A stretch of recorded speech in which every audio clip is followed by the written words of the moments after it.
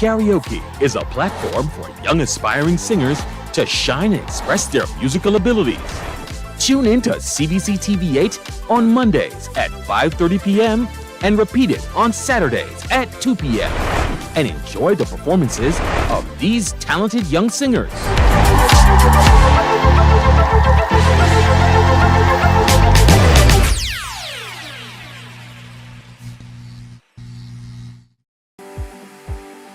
For the past 19 years, QFM has been sharing with you, learning from you, and together building a community for all mature audiences. That's why we say Q is good for you. To our Q family, we say thank you for staying connected to Q 100.7 FM. QFM is a station of the Caribbean Broadcasting Corporation. CBC, celebrating 60, connecting Barbadian communities.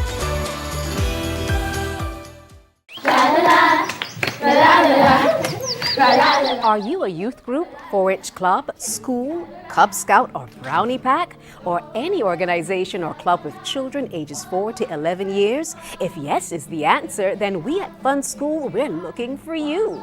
Let's have fun singing, dancing, listening to amazing stories, doing craft, and so much more. I'm such a kid at heart. But to be part of this fun and exciting new season of Fun School, just simply send an email to Alicia Alves Grant at aagrant@cbc.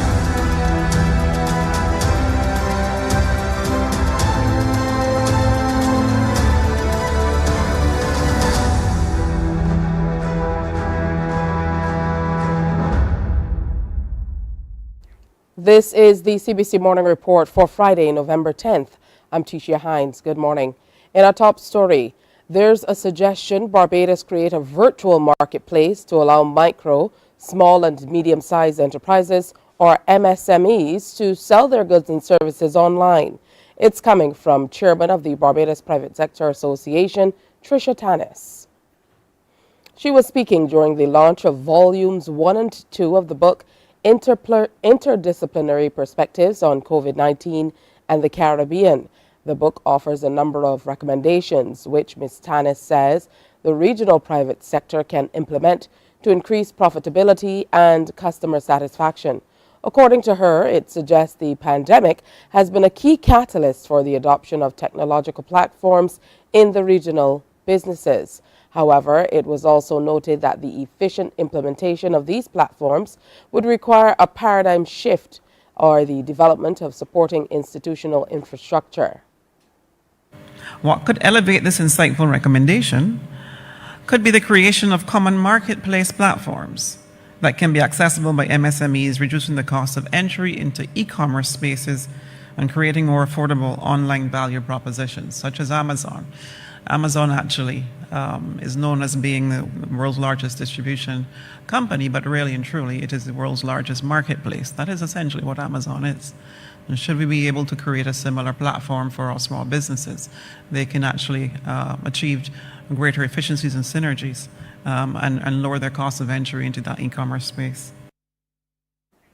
During the launch event, Pro Vice Chancellor and Principal of the University of the West Indies Cave Hill campus, Professor Clive Landis, provided some insight into the rationale for the book.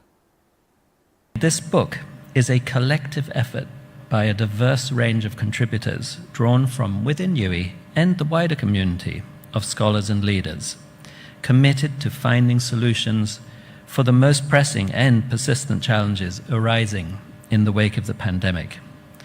The contributors and editors have robustly examined the various dimensions of the pandemic, from the immediate healthcare response to long-term economic consequences, from the social and psychological implications to political and business-related challenges, and from communication strategies to policy and governance measures.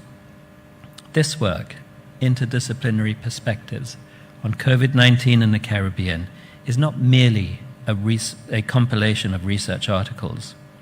But as I alluded to earlier, and perhaps this bears repetition, it is a testament to our collective resilience in Caribbean society, drawing on instinctive solidarity in times of need and holistic approaches to address complex challenges. Member of Parliament for St. Michael's South Central, Marcia Cattle, also reviewed the publication.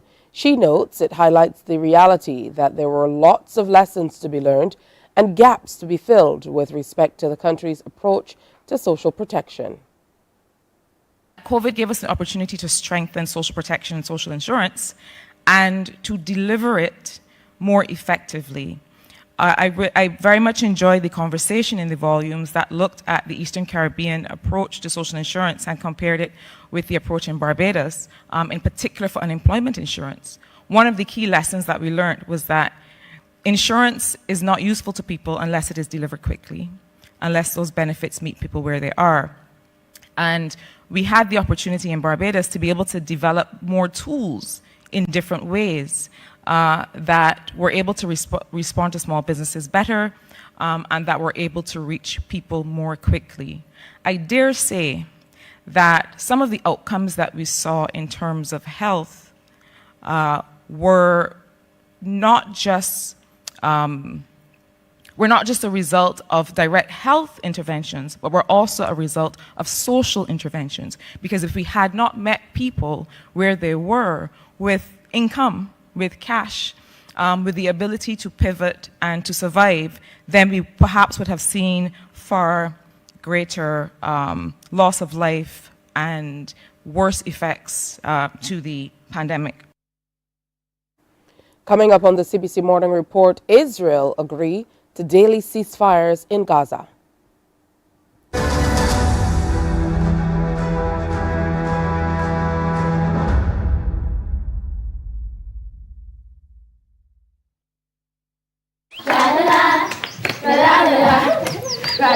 Are you a youth group, 4-H club, school, Cub Scout or Brownie Pack, or any organization or club with children ages 4 to 11 years? If yes is the answer, then we at Fun School, we're looking for you. Let's have fun singing, dancing, listening to amazing stories, doing craft, and so much more. I'm such a kid at heart. But to be part of this fun and exciting new season of Fun School, just simply send an email to Alicia Alves Grant at aagrant@cbc.bb for further details. Fun School is back, and we're looking for you.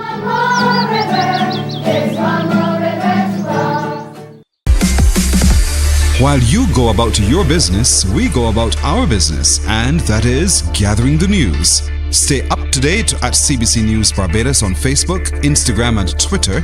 Get news update on radio throughout the day. And join us for the CBC News Night at 7 every night. CBC News team is on the job and bringing you the news. There is a saying, you can find a Bajan and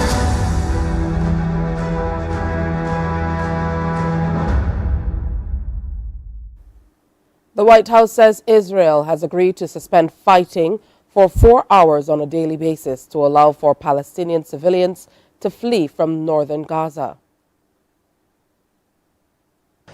Well, the Israelis have been saying that these are going to be tactical, localized pauses used in 4-hour windows throughout this war. Now, there will be 4-hour windows, and they will be taking place in different parts of the northern strip. Residents will be alerted around 3 hours beforehand, and the Israeli military is saying that this is so that Palestinians can use that corridor the Israelis have established for them to go from the north to the south on foot, carrying whatever belongings that they can with them. Now, the Israeli military is also saying that residents in northern Gaza who choose to leave their house to gather any sort of aid, food, or medical supplies can do so in that 4-hour window. But the Israelis have been clear that this is not a policy shift, but rather a formal extension of a practice they've already been doing. The Israeli military and the political establishment alike have said that there will be no ceasefire whatsoever until all of the captives are returned. Now, the Israeli military spokesperson Daniel Hagari speaking earlier tonight saying that the Israeli military continues to push deeper and deeper inside of Gaza to target Hamas strongholds.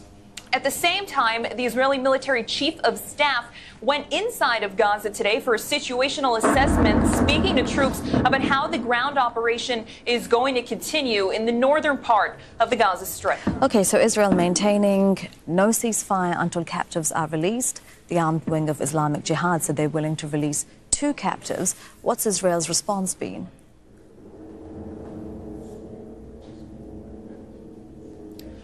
Well, the Al-Quds brigades, that's the armed wing of Palestinian Islamic Jihad, releasing statements saying that they're willing to release 2 captives, one a 77-year-old woman and the second a 13-year-old boy, on humanitarian reasons. The Israelis have been clear since the beginning that this is no more than what they're calling propaganda and a psychological warfare against the Israeli people. The Prime Minister has been clear that the objectives of this ground operation inside of Gaza, that the main one is to get all of the captives back into Israeli territory. But there's still nothing tangible, nothing in the works, nothing concrete that we have gotten from the Israelis that says that these 2 captives will be released. At the same time, the Israelis are still echoing that sentiment. They want all of the captives released, and there will be no ceasefire until then. Meanwhile, the bombing continues at the Children's Hospital in Gaza City, and it was attacked twice on Thursday. According to the director, the attacks forced the hospital to almost fully stop operating.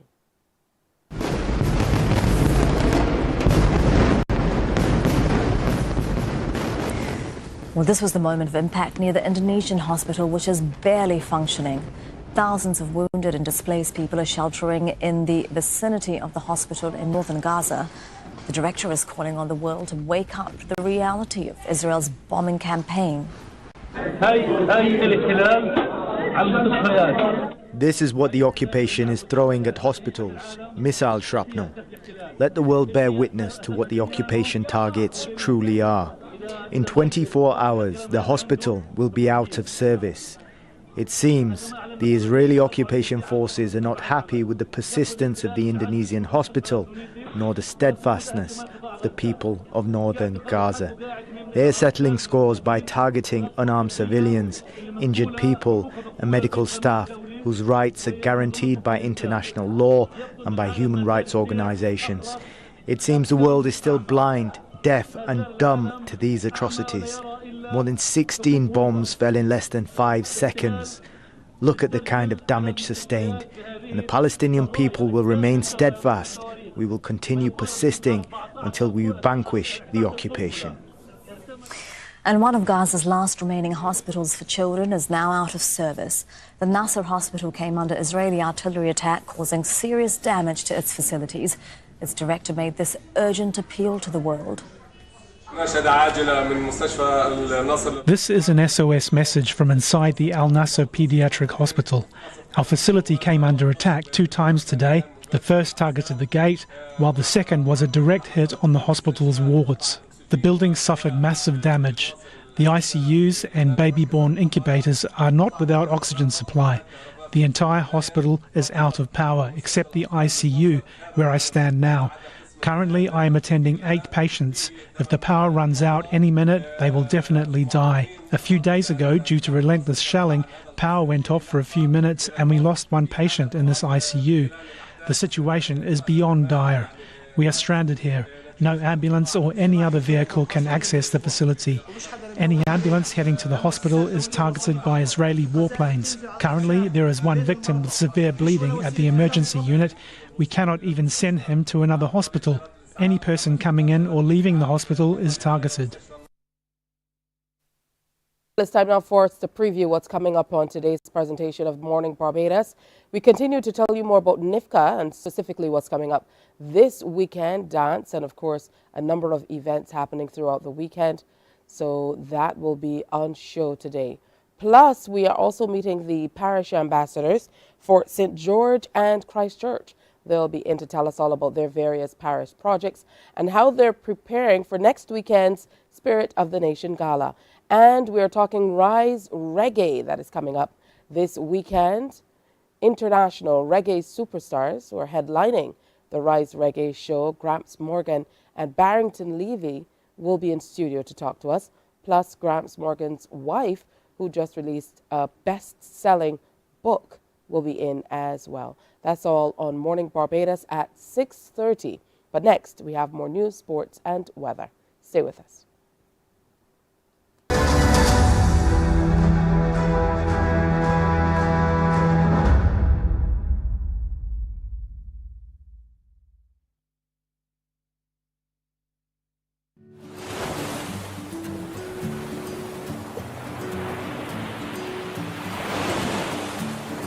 Oh, hi. My name is Stacia Whitaker, and I'm a registered dietitian nutritionist and a member of the Heart and Stroke Childhood Obesity Prevention Coalition. My motto is, when in doubt, leave it out, and it goes for when I'm eating, because sometimes things have ingredients that we're not sure of, and I like to keep it simple. And if I'm eating something and I'm not sure the ingredients in that particular thing, then I choose to leave it out. So I keep my snacking simple with fruit, nuts, or just water. It's easy to remember, there's no added ingredients, and it's also very nutritious. So remember, childhood obesity is real, so choose healthier alternatives. And when in doubt, leave it out.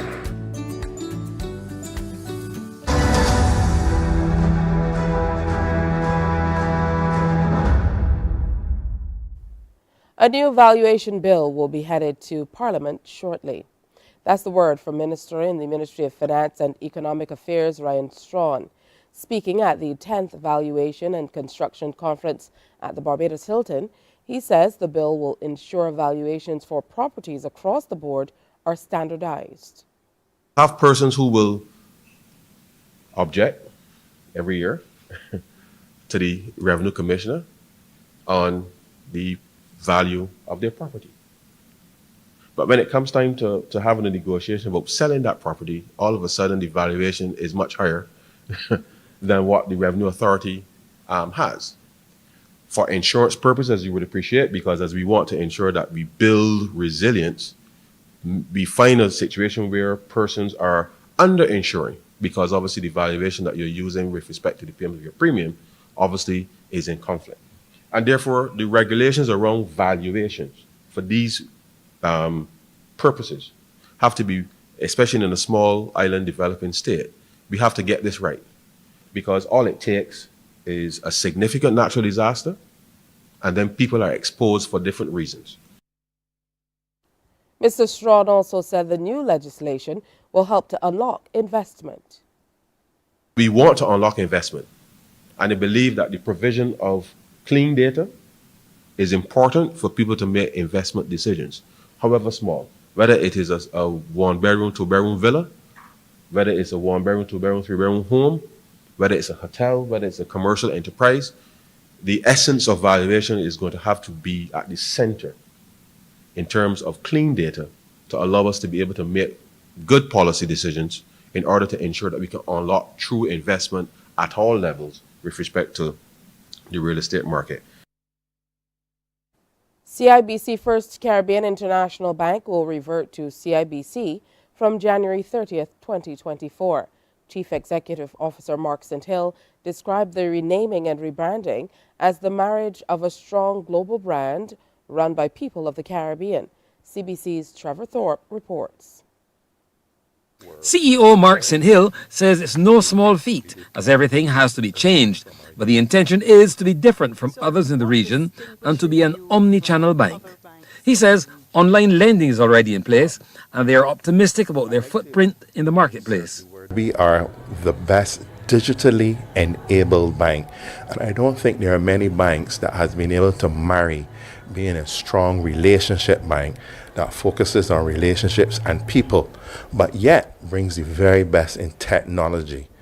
You usually find certain banks pivot on one side, either relationship or they pivot, they want to be a digital bank. We are truly a first-class, digitally enabled. The fancy word for that is an omni-channel bank. The CEO says staff will be put at ease and made comfortable in the exercise, which brings to an end one program and the start of a new one. This is a major step in the right direction to show not only the markets, but also to settle our staff.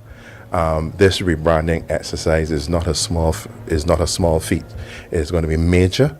It's about rebranding all of our assets, the company and everything we do.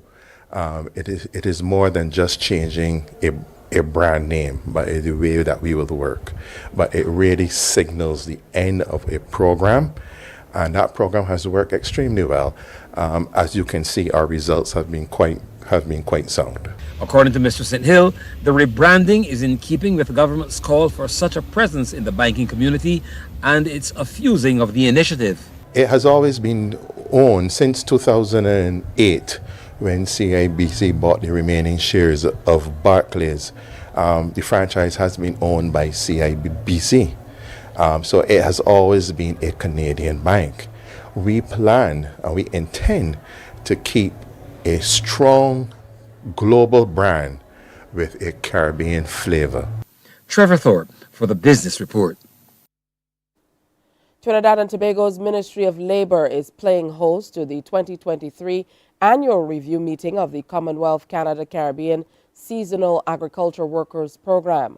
Representatives from 9 Caribbean countries are expected to discuss the organized movement of foreign workers to meet the temporary and seasonal needs of Canadian agricultural producers. Every year, hundreds of people from the Caribbean make the journey to Canada and take up employment in the Seasonal Agriculture Workers Program. Canada's Director General of the Temporary Foreign Workers Program notes it's essential that everyone involved in the seasonal work feels contented in the program's prosperity. I do not take these meetings lightly, as our discussions and our decisions affect thousands of workers that make the trip to Canada every year to help support our food security. They count on all of us in this room to represent their views and interests. Minister of Labour Stephen McClatchy points out the Trinidad and Tobago government has reaffirmed its commitment to develop the agriculture sector with an investment of 1.4 billion TT dollars. He further notes the Ministry of Agriculture, Lands and Fisheries and the Ministry of Youth Development and National Service are eyeing the agriculture sector for business opportunities for young people. This is an indication that the agricultural sector of our country is well on its way to yield food security, which can further be developed by the various workers on the farm program, who, upon their return to our shores, can transfer their knowledge and even the techniques, technology, and processes that can take our agricultural sector and create a sustainable sector. Canada's High Commissioner to Trinidad and Tobago, Arif Kishani, states some of the economic benefits of the program, but points out there are also challenges. We must ensure that workers are well informed, well prepared, and treated fairly when abroad. Our government and the organizations involved must continue to focus on worker welfare, including health and safety, fair wages, and cultural integration. Canada's seasonal intake of Caribbean workers has been ongoing for well over 50 years. Noise nuisance is a continuing problem in Guyana, and police are clamping down on public transport operators who break the law. We hear more of the effort in this NCN TV report. The Police Traffic Department of Region 3 is clamping down on motorists who fail to comply with the traffic laws. Ranks are conducting several exercises with the aim of removing illegal music systems from several minibuses. Divisional Traffic Officer Maniram Jagnanan is encouraging the public to work with the police to curb this issue. We create a WhatsApp database with so that person can send this into it, so that when a report is made, we take a statement from the person so that the driver can be prosecuted for it. And more so, we are going to check the minibus again to see if there's bomb boxes, because most of the time we stop them, they do not have it inside. The 1999 amendment to the Motor Vehicles and Road Traffic Act 5102 stipulates a fine for loud music in minibuses, the minimum being $20,000 and the maximum being $40,000. Meanwhile, Jagnanan says the police force will also continue to sensitize the public about the laws regarding noise nuisance. Through community engagements, several drivers, cyclists, bar owners, and schools have benefited from its education campaign. we go to various communities and spread the road safety awareness message. So even if they do not looking at it on their phone, the television, or the internet, whatever you may call it, we are there. We are still going out into the community. Road Safety Month is being observed under the theme, Road Safety is not a slogan, it's a way of life, respect the road. During this month, several activities are being undertaken to change the culture on the country's roadways, including continuous education campaigns. St. Lucia's government is facing mounting pressure from the opposition over the island's road conditions. The United Workers' Party says the conditions are causing disruptions and hindering progress. We have a report from HTS. That is not a top priority. Next year will be the year of infrastructure. So St. Lucians will have to endure those bad road conditions, the vehicles being destroyed, parts having to be replaced, and to go through the inconvenience and time wasting that is caused by the deplorable road conditions. United Workers' Party UWP PRO Leonard Spider-Montoot is criticizing the St. Lucia Labour Party SLP government for what he argues is its apparent lack of prioritization in road repair and maintenance. The last administrations were attempting to upgrade the roads. They said that people do not eat roads. That, of course, is a summary, a synopsis of their concern, their regard, and their assessment of the value of having and maintaining the roads in this country. It should be noted that the Ministry of Infrastructure has embarked on a 2-month road repair and maintenance project ahead of the rollout of Infrastructure 2024. However, the opposition is unimpressed and is demanding more. Then we move to the other road networks, like the Castries-Grosile Highway. And what is happening there? I mean, the road is deteriorating like some side road. There's something about maintenance. If you maintain the roads, then you have less to spend in the long run. United Workers' Party UWP Deputy Political Leader Guy Joseph underscored the crucial significance of a well-maintained road network. He called out Infrastructure Minister Stephenson King for what he perceived as a deviation from the pressing issue of road repairs. In Belize, the police there has received a firearms marking machine. The donation was made possible through the program of assistance from Control of Arms and Munition with funding from the European Union. 7 News Belize has this story. In 2011, the OAS and the United Nations donated their first ever firearms marking equipment to the Belize Police Department as part of a wider project called Promoting Firearms Marking in Latin America and the Caribbean. A total of 13 countries had signed onto the project and also received equipment. But today, just 12 years later, the OAS has handed over a second firearms marking machine to the department, in addition to providing training to officers on how to use the machine. The Organization of American States, through the Program of Assistance to Control of Arms and Ammunition, PACAM, with funding from the European Union, is donating the firearm marking machine that's in here to the Belizean police. The equipment will be used by your Ministry of Home Affairs to improve controls against illicit trafficking of such weapons and promote firearms traceability. Marking weapons is a crucial practice that helps law enforcement agencies and military organizations to identify firearms and ammunition that are used in crimes. It can also help with inventory management and ensure that the right systems are available to the right units at the right time. In sports, Barbados Pride are out of the CG United Super 50 Cup. Last night they lost semi-final number 2 to the Leeward Island Hurricanes at the Brian Lara Cricket Academy in Trinidad. Hurricanes batted first and were dismissed for 290 in 49.5 overs. Jamar Hamilton top scored with 76. That included 6 fours and 4 sixes, while Justin Graves added 63. And Hayden Walsh Jr. contributed 57 with a 4 and 5 sixes. Kemar Smith was impressive with off spin, taking 5 for 43, while Dominic Drakes had 3 for 48. We have highlights from that innings.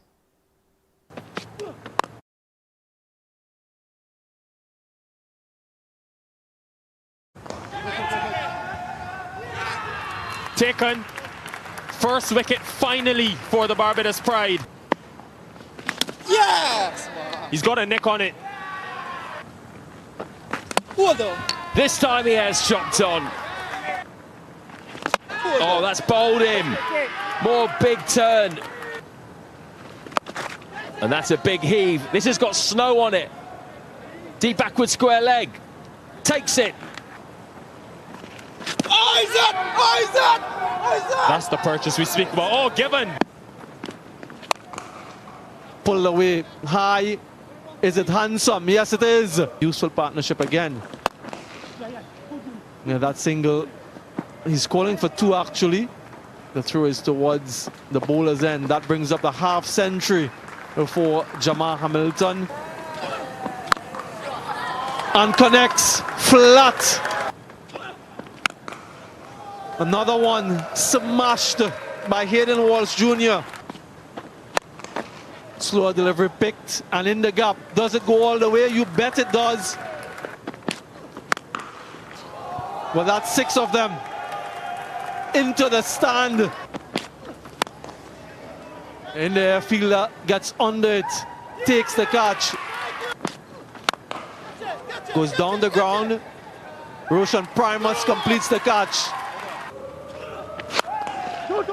Wants to. He's very quick between the sticks.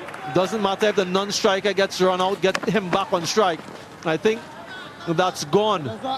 Make any assumption, but I think he was gone. Yep. That's it. That's the end of the innings, trying to be a little bit too cute. In reply, the Pride were dismissed for 135 in 30.2 overs to lose by 155 runs. Roston Chase top scored with only 35.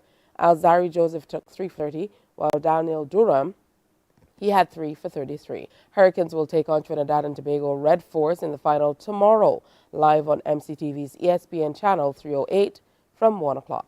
It's time now for us to take a look at the weather.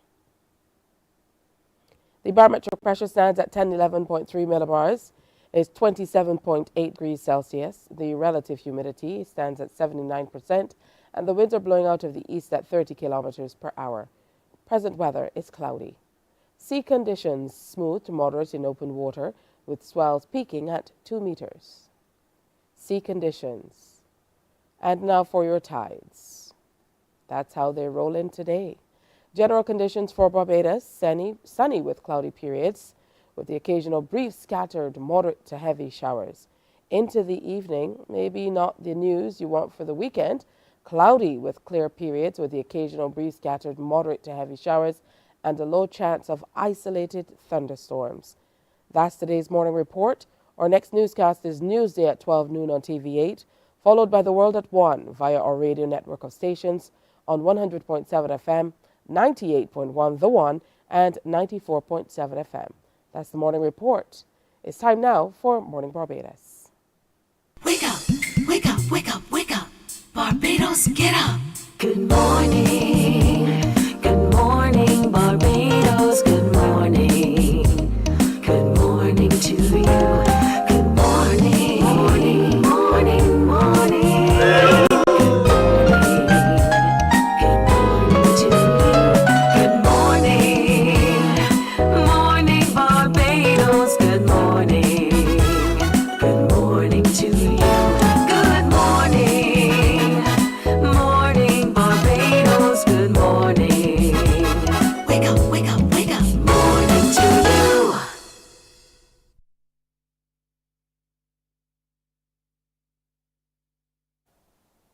Good morning and welcome. All's left to say is Morning Barbados, good to have you with us on this Friday, November 10th.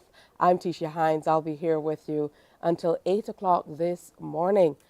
I hope you had a great week, but whatever it was, we're going to make sure we set you up for a fantastic weekend. Today, we're going to continue to tell you all about NIFCA at 50 as we have Alicia Payne-Hurley of the National Cultural Foundation coming through to talk a lot about what's happening in terms of dance. But we're going to also hear from Andrea Wells, who is the Chief Cultural Officer at the NCF, and she's going to be talking about all that is happening this weekend. And speaking of what's happening this weekend, there is lots, including Rise Reggae. I know you've been hearing loads about that, and the Caribbean Broadcasting Corporation teamed up with the organizers to really, be a part of that Rise Reggae show as a part of our 60th anniversary of celebrations. So we look forward to all that's coming up with Rise Reggae. Today, we are going to be meeting a few of the artists who are going to be a part of Rise Reggae as well. So you definitely want to stay tuned for that. And we are also going to be meeting the Parish ambassadors. They're going to be coming through again today. That's right, Christchurch and St. George will be in the house to share with us. That's all a part of today's show. But we're going to get started with NIFCA at 50. I'm so excited to hear how things are going with dance. And the lady of the hour to tell us all about that is Alicia Payne-Hurley, who's Cultural Officer for Dance at the NCF. So good morning and welcome. Good morning, Tisha. How are you? I'm doing well, thanks, Alicia. How are you? Tired, but doing it. Oh, man. You don't look Yes. tired at all. And I know when it comes to dance, you are even more over the moon and excited to share with us all about what is going on in that specific area. Oh, yes. NIFCA Dance in this 50th anniversary, let me tell you. I came from the hall last night. We finished about 11 with our spacing. It's looking really, really good. And if you know anything about NIFCA Dance, you know those tickets sell out really, really quickly. So I'm going to start there. Get your tickets now. Adults $30, children $15, Thursday, November 16th at the Frank Collymore Hall. It's called Sankofa, a Night of Discoveries. We're going to take a look back at the 50 years of dance of NIFCA, and we're also going to discover some brand new talent on that stage. All right, so lay it out for us.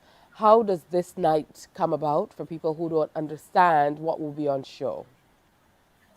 Well, the participants have gone through all of our trials. They've met the judges. They got their critique. They were assigned their coaches. They're now working hard. They know they're in that final. And so they're pulling out all the stops now, getting ready to go after those wonderful NIFCA prizes, the usual certificates of bronze, silver, gold, and our incentive awards, as well as our scholarship awards, our new awards that we spoke about right here on Mornin Barbados, our Richelle Springer Award of Excellence in Choreography, our new Jean Carson Award for Juniors in Excellence, our usual Madam Eiffel Award in Excellence. So they're all getting ready to get out there, put what they've been working on that stage for you and for the judges, and to see where they place. All right. Talk to us about the breakdown of the entries that you saw this time around for dance.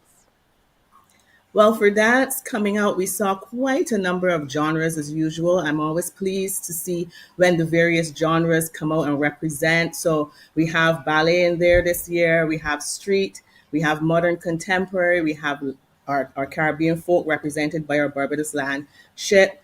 We also have, outside of modern contemporary street landship, we have some Caribbean folk. We have some lyrical jazz. We have some genres that we haven't seen for a while, so it's going to be quite interesting. Oh, that's beautiful. So the important thing about this, and I think what we absolutely love to reinforce, is NIFCA is developmental. So you mentioned that they've gone through the rigors. They're now paired up.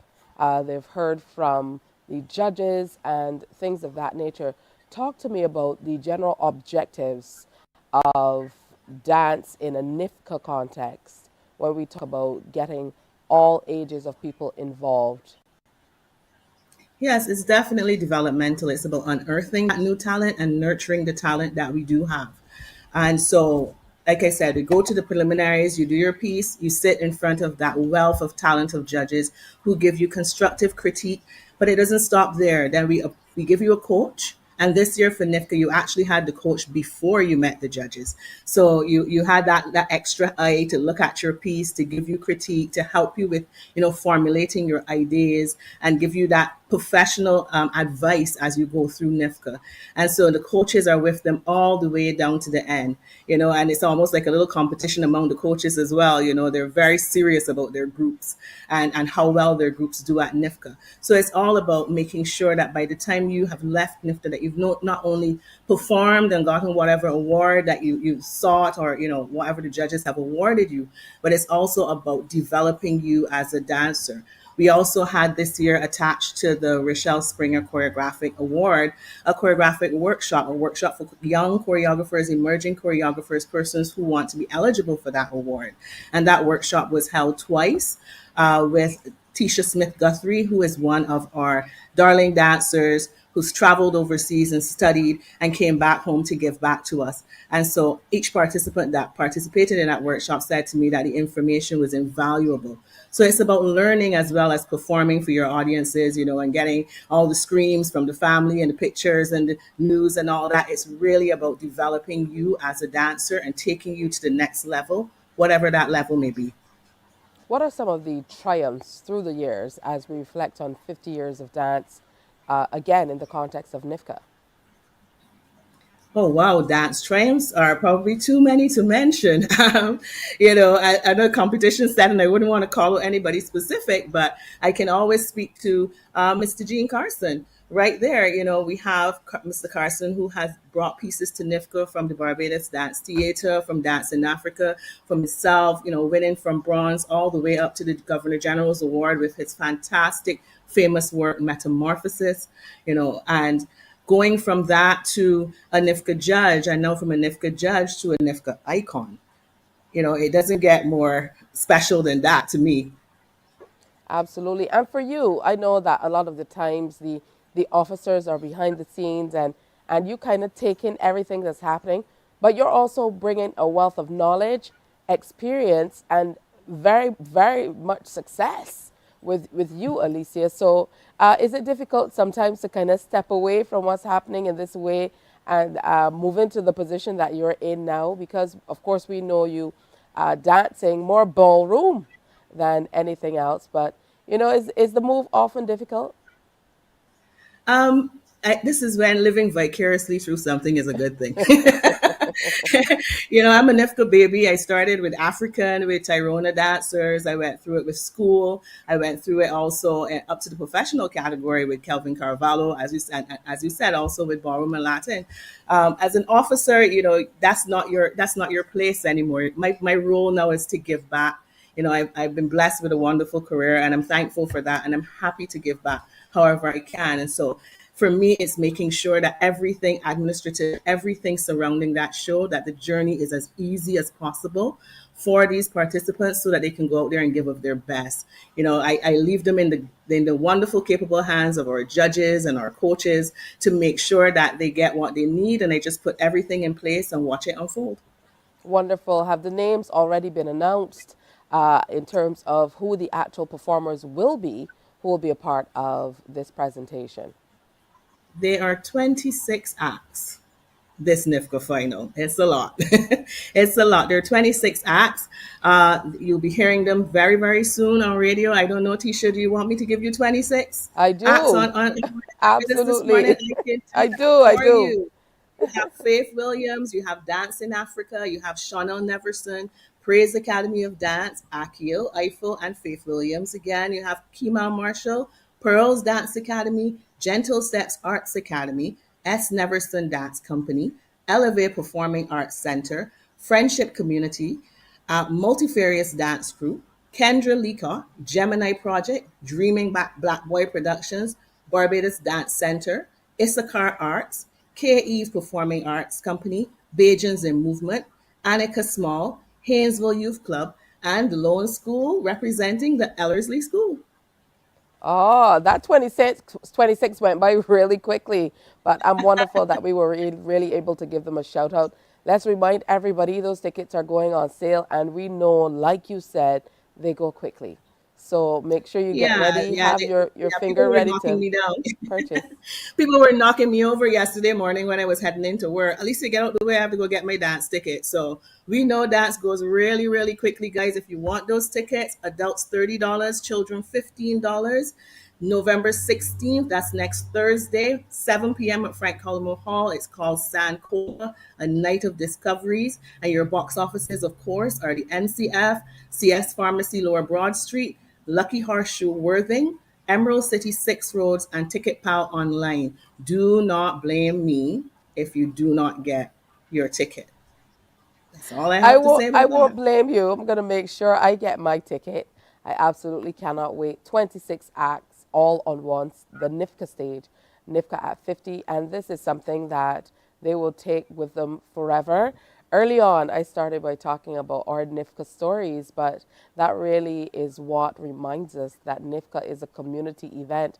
And 50 years on, it's grown, it's developed, but it still is a community event. And a lot of the times, you can't say that about competitions. They grow, they magnify, and they kind of isolate the communities. But you've been somehow able to keep it community grounded, community based, and that's really important. So thank you, Alicia, and indeed thanks to the National Cultural Foundation for all the fantastic work you're doing. Dance is coming up this Thursday, so get your tickets, and don't blame Alicia if you don't. That's the word. Please don't. Please don't. All Come right. out Well, and celebrate 50 years of excellence remembered. thank you so much. We're going to take a break here, and when we come back, the chief is going to be in. That's right. The Chief Cultural Officer, Andrea Wells, is going to tell us about all that's coming up this weekend. Morning, morning, morning. Good morning. Good morning to you. Enjoy movies, soaps, drama, comedy, inspiration, education, music, and more. You get it all when you get MCTV, because MCTV gives you more. The facts say Morning Barbados reaches an audience of over 50,000 and Newsnight reaches over 56,000. It's simple. When you advertise, you're getting your message to over 50,000 of your potential customers. Make the call to CBC Sales Department today and watch your business grow. Contact us at 467-5559 or email marketing@cbc.bb.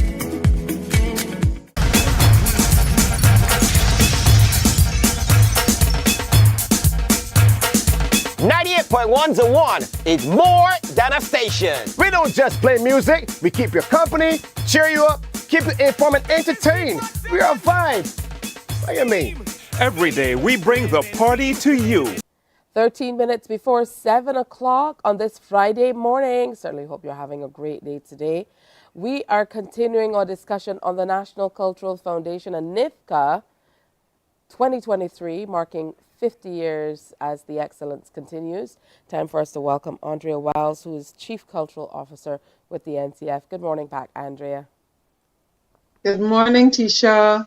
Morning, Barbados. All right, good to see you as always. So there's lots coming up this weekend that we have to get through, starting, of course, with Music in the Square, 6 o'clock this evening. Yes. Our second big public weekend for NIFCA. You know, the officers have been busy, Energizer bunnies over the last month, getting the competitions up, facilitating the rehearsals of our performers, working with the judges to make sure the preliminary process goes smoothly. This begins our second big public weekend where the public gets to share in all the wonderful talent that the work of the officers is helping to unveil at the community level. Our second Friday in the Park, Music in the Square, this year branded Icon Nights. This second evening of free music, wonderful music from all sectors of our society, is in celebration of the music and the influence of Jackie Opel. This happened evening at Golden Square from 6 p.m.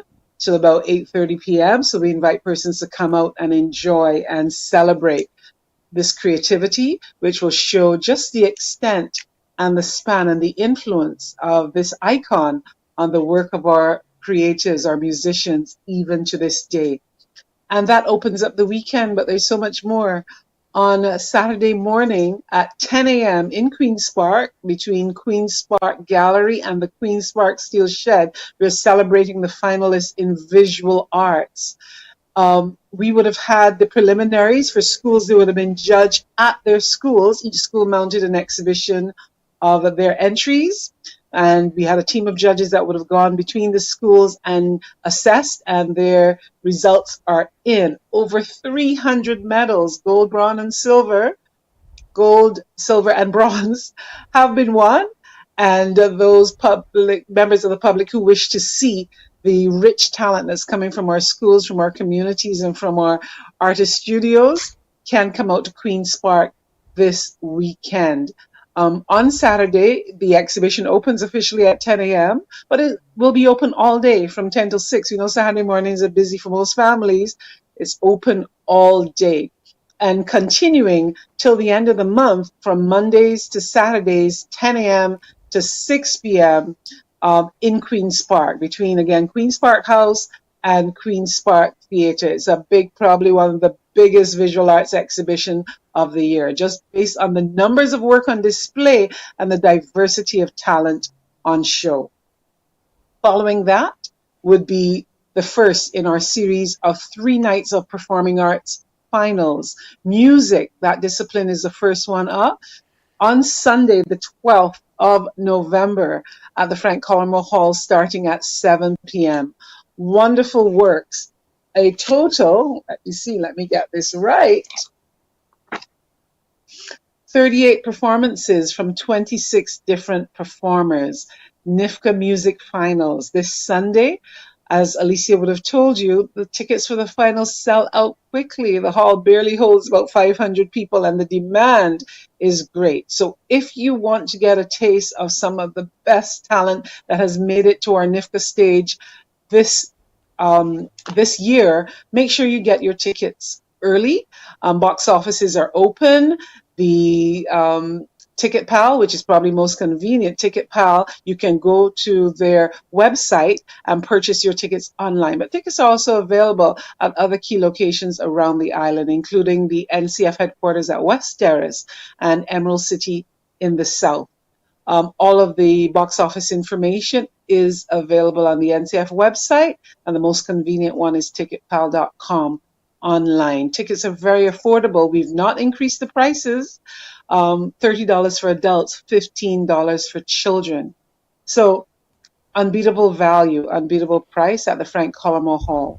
And following quickly behind the music final on Sunday night, Tuesday night will be the theater arts final.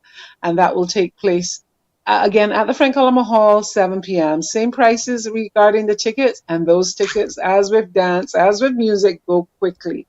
So we invite Barbados to come out and celebrate nationality as demonstrated by our creatives in the arts. The performing arts are often seen, because they're so dynamic, as being like the jewel in the crown of NIFCA. All of the arts are wonderful and speak to aspects, of our humanity and aspects of our national identity.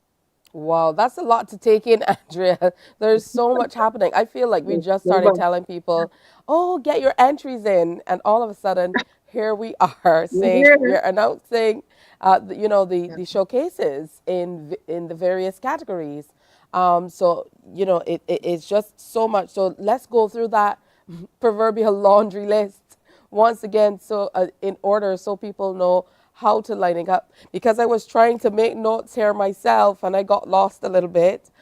So starting tonight, of course, we're in the square. The second music is about in Golden Jackie Square. Opel. That's right. A tribute to Jackie Opel, one of our icons. We have a prize at NIFCA in music named after him. recognizing Barbadian talent, locally grown. He made his fortune in Jamaica in terms he came to regional attention, but we claim him as our own. He was so loved and respected in Barbados, and his music continues to influence this current generation of performers. That's Friday night. Saturday morning, the visual arts opening, the finalists of our visual arts competition for this year opens at Queen's Park, between Queen's Park House and the Queen's Park Steel Shed. Persons coming for the official opening, where the top prizes are going to be announced, should gather at Queen's Park House. And we will have a brief opening ceremony with comments from the NCF, comments from our judging panel, and I'm sure excited participants will gather to hear if they've won any of those wonderful top icon awards in the visual arts. That's Saturday. Sunday, following swiftly, the first in the series of our performing arts finals.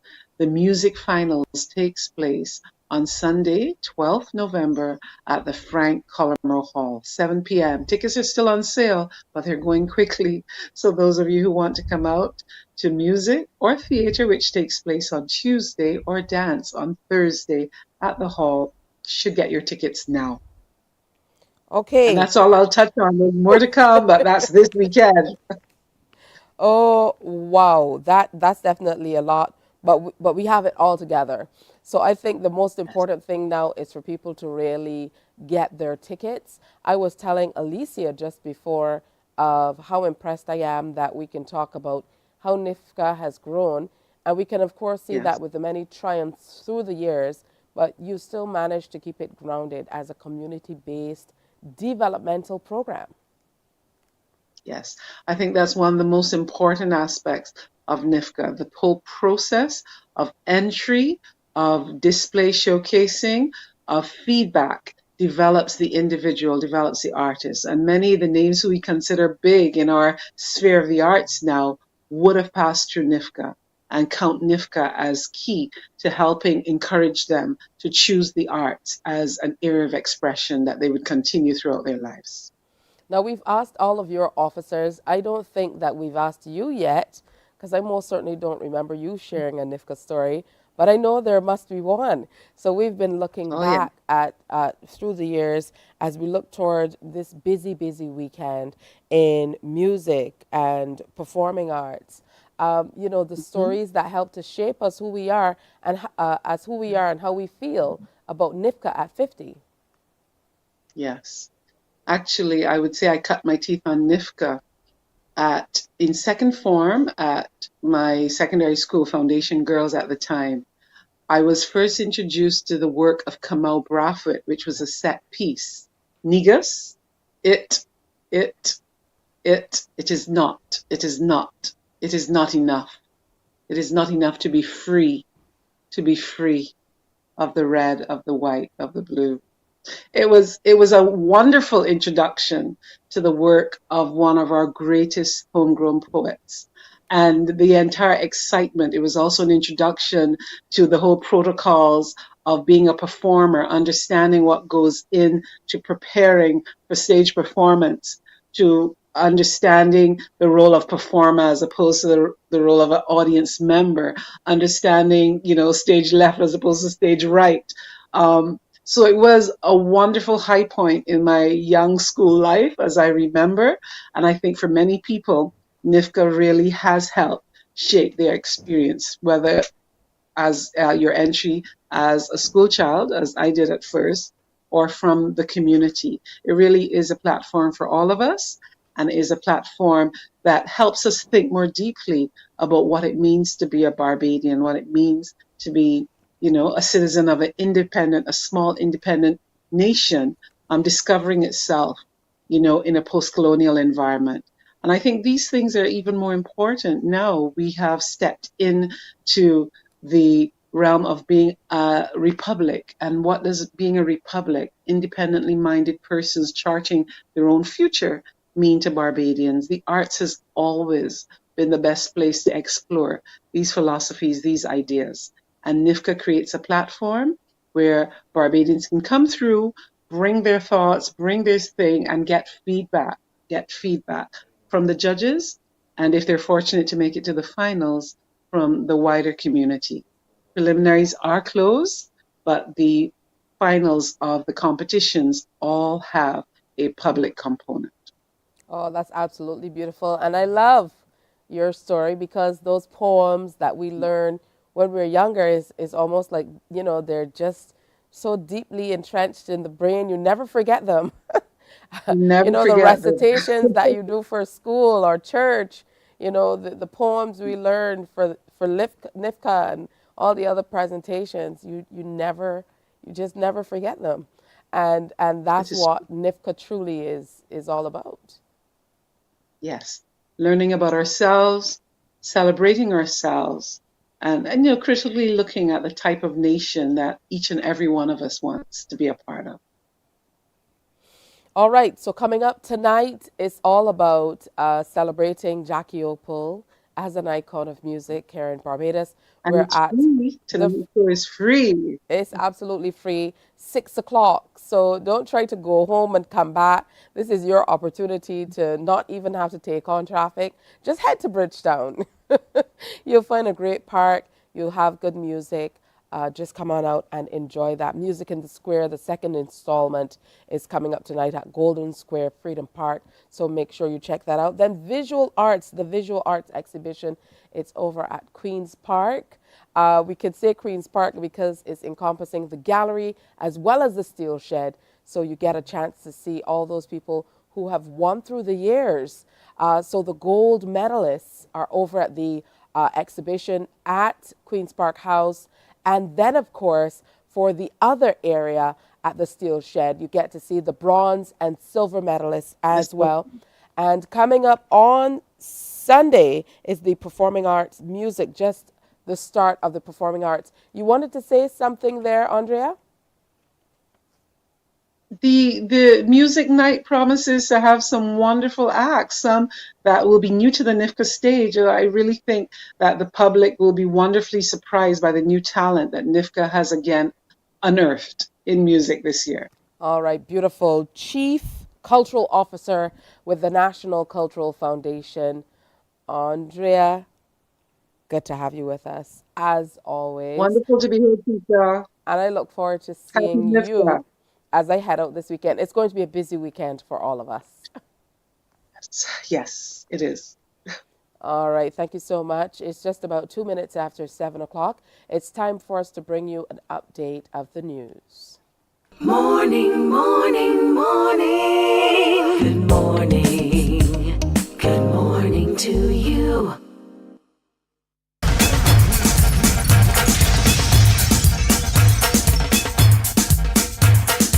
98.1's a one. It's more than a station. We don't just play music. We keep you company, cheer you up, keep you informed and entertained. We're a vibe.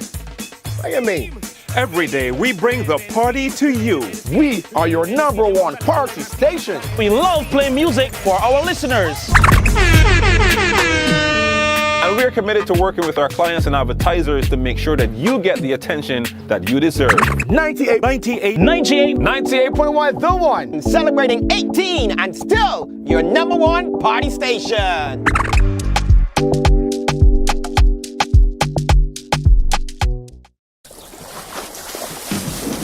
From the beautiful shores of the gem of the Caribbean, Barbados, home of the amazing Harrison's Cave, the tantalizing Oystins Bay Garden, our historic garrison, the indigenous road tennis, and the friendliest people in the world. We are 94.7 FM, the ultimate Bajan experience. Hi, I'm Dr. Kia Lewis, General Practitioner and Healthy Lifestyle Advocate.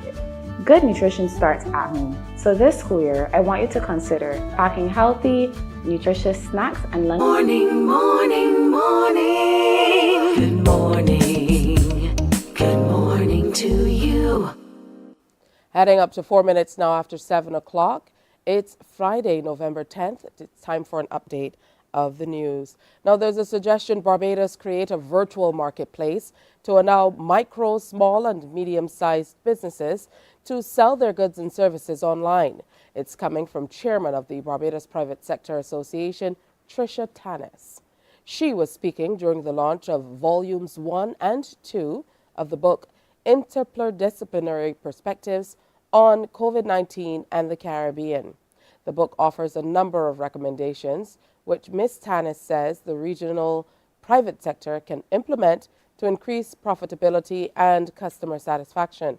According to her, it suggests the pandemic has been a key catalyst for the adoption of technological platforms in regional businesses. However, it was also noted that the efficient implementation of these platforms would require a paradigm shift or the development of supporting institutional infrastructure. What could elevate this insightful recommendation could be the creation of common marketplace platforms that can be accessible by MSMEs, reducing the cost of entry into e-commerce spaces and creating more affordable online value propositions, such as Amazon. Amazon actually is known as being the world's largest distribution company, but really and truly it is the world's largest marketplace. That is essentially what Amazon is. And should we be able to create a similar platform for our small businesses, they can actually achieve greater efficiencies and synergies and lower their cost of entry into that e-commerce space. Now, during the launch event, Pro Vice Chancellor and Principal of the University of the West Indies Cave Hill campus, Professor Clive Landis, provided some insight into the rationale for the book. This book is a collective effort by a diverse range of contributors drawn from within UWI and the wider community of scholars and leaders, committed to finding solutions for the most pressing and persistent challenges arising in the wake of the pandemic. The contributors and editors have robustly examined the various dimensions of the pandemic, from the immediate healthcare response to long-term economic consequences, from the social and psychological implications to political and business-related challenges, and from communication strategies to policy and governance measures. This work, Interdisciplinary Perspectives on COVID-19 in the Caribbean, is not merely a compilation of research articles, but as I alluded to earlier, and perhaps this bears repetition, it is a testament to our collective resilience in Caribbean society, drawing on instinctive solidarity in times of need and holistic approaches to address complex challenges. Member of Parliament for St. Michael's South Central, Marcia Cattle, also reviewed the publication. She notes it highlights the reality that there were lots of lessons to be learned and gaps to be filled with respect to the country's approach to social protection. COVID gave us an opportunity to strengthen social protection and social insurance and to deliver it more effectively. I very much enjoyed the conversation in the volumes that looked at the Eastern Caribbean approach to social insurance and compared it with the approach in Barbados, in particular for unemployment insurance. One of the key lessons that we learned was that insurance is not useful to people unless it is delivered quickly, unless those benefits meet people where they are. And we had the opportunity in Barbados to be able to develop more tools in different ways that were able to respond to small businesses better and that were able to reach people more quickly. I dare say that some of the outcomes that we saw in terms of health were not just a result of direct health interventions, but were also a result of social interventions. Because if we had not met people where they were with income, with cash, with the ability to pivot and to survive, then we perhaps would have seen far greater loss of life and worse effects to the pandemic. A new valuation bill will be headed to Parliament shortly. That's the word from Minister in the Ministry of Finance and Economic Affairs, Ryan Strawn. Speaking at the 10th Valuation and Construction Conference at the Barbados Hilton, he says the bill will ensure valuations for properties across the board are standardized.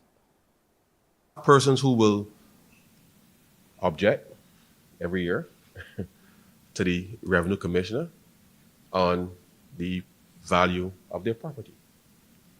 But when it comes time to having a negotiation about selling that property, all of a sudden the valuation is much higher than what the revenue authority has. For insurance purposes, you would appreciate, because as we want to ensure that we build resilience, we find a situation where persons are under-insuring, because obviously the valuation that you're using with respect to the payment of your premium obviously is in conflict. And therefore, the regulations around valuations for these purposes have to be, especially in a small island developing state, we have to get this right, because all it takes is a significant natural disaster, and then people are exposed for different reasons. Mr. Strawn also said the new legislation will help to unlock investment. We want to unlock investment, and I believe that the provision of clean data is important for people to make investment decisions, however small, whether it is a one-bedroom, two-bedroom villa, whether it's a one-bedroom, two-bedroom, three-bedroom home, whether it's a hotel, whether it's a commercial enterprise. The essence of valuation is going to have to be at the center in terms of clean data to allow us to be able to make good policy decisions in order to ensure that we can unlock true investment at all levels with respect to the real estate market. So that's your news update. We'll have an update of the news at midday here on TV8, 12 noon, and then, of course, at 1 o'clock on our radio services. Morning, Barbados. Morning, morning, morning. Good morning. Good morning to you. Hi, I'm Dr. Kia Lewis, general practitioner and healthy lifestyle advocate. Good nutrition starts at home. So this school year, I want you to consider packing healthy, nutritious snacks and lunches for your children to carry, rather than having them buy them at school. And don't just pack things you think they should have. Have a discussion and come up with things that you both know they will enjoy.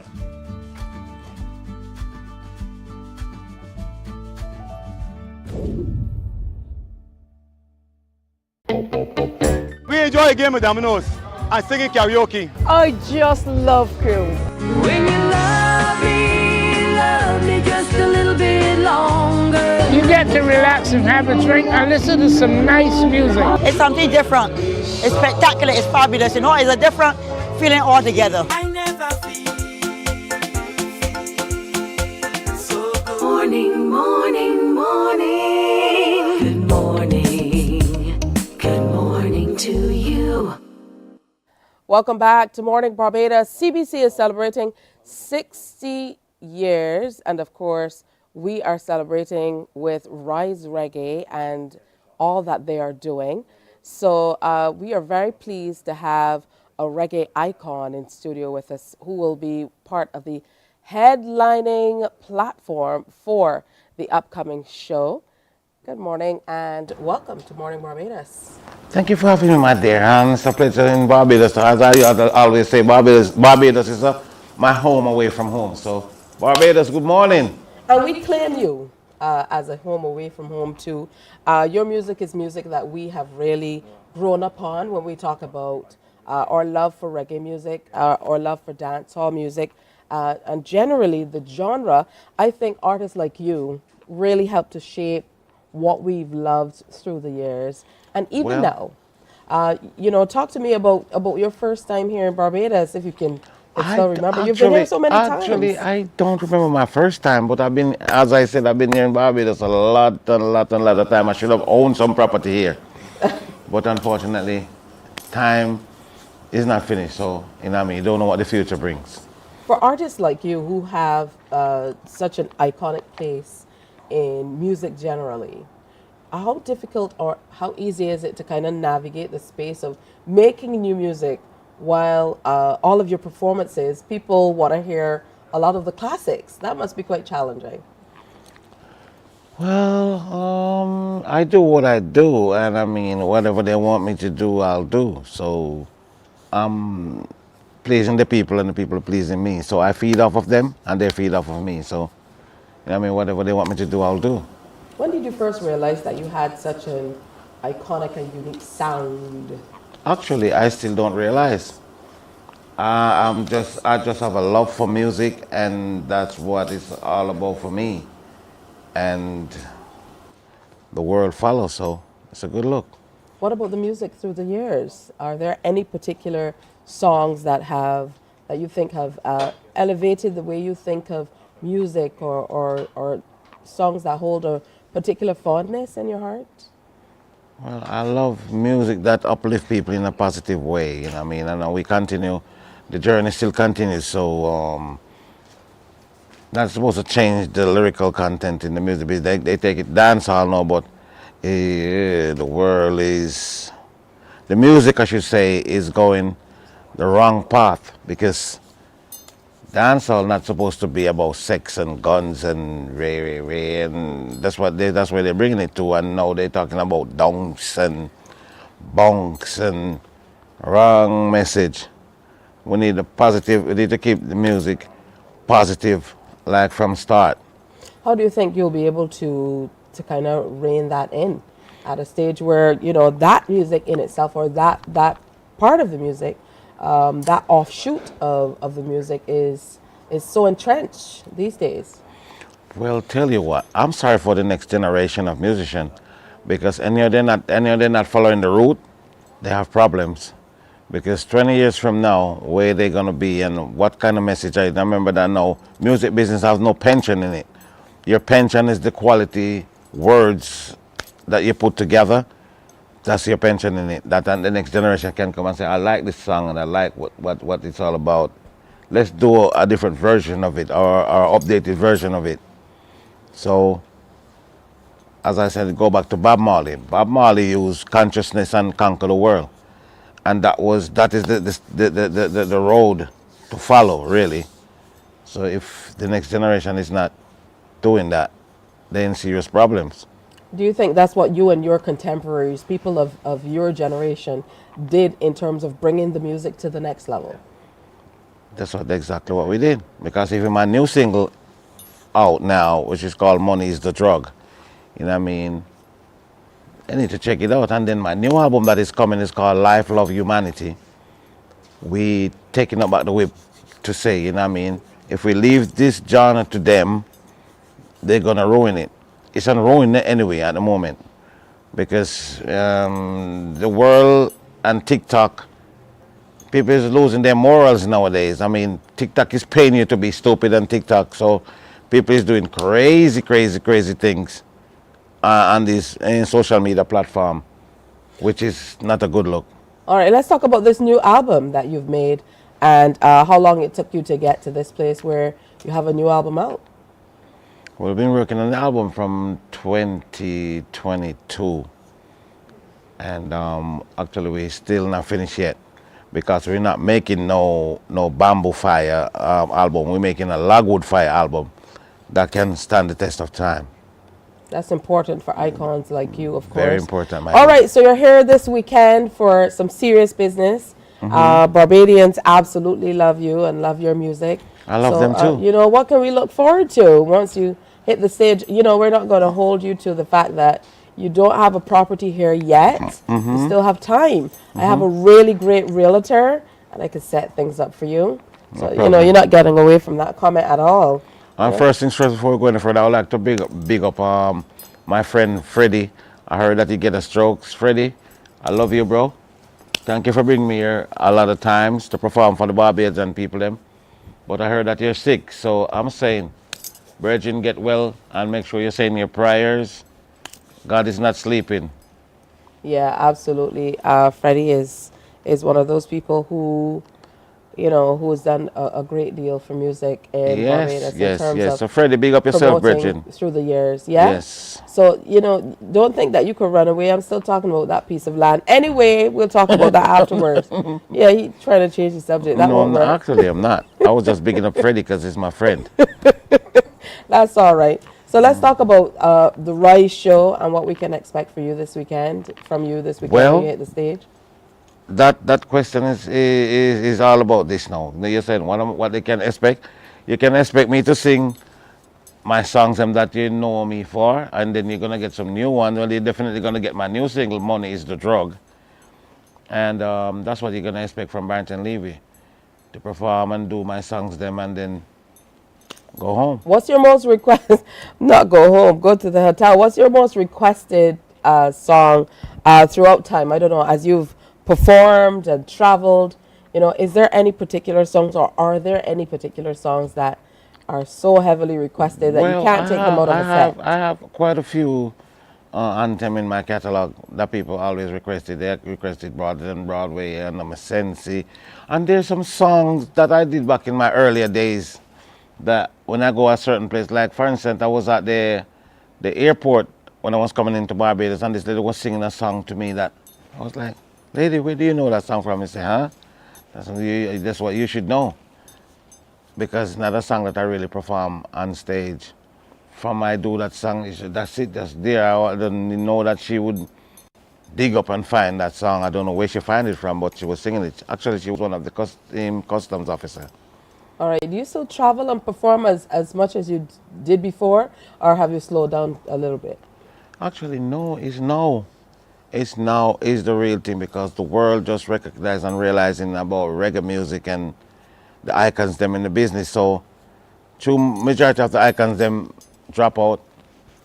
You know what I mean? There's a lot of thing I have to hold up on my shoulder as a veteran in the business. So, my 2023 tour was very hectic actually, because I did Glastonbury, I did London, Birmingham, Manchester, leave to Germany, then I go to France, I go to Holland.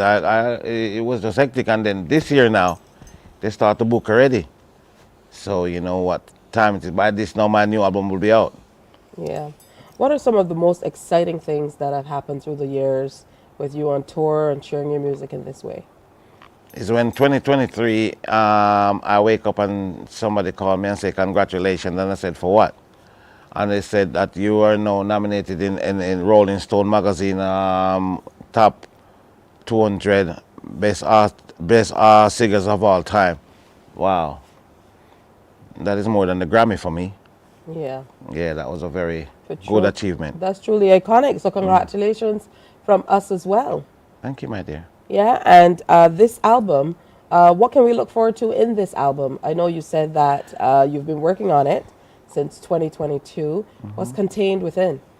Well, we have a lot of great songs on the album. I mean, actually, every song can actually be a single. You know those albums you put in your CD, in your thing, and you have to be skipping song. With this album, you're going to listen everything right through. I have features like Damian Marley. I have features like with Barry Salmon. And it's a great album.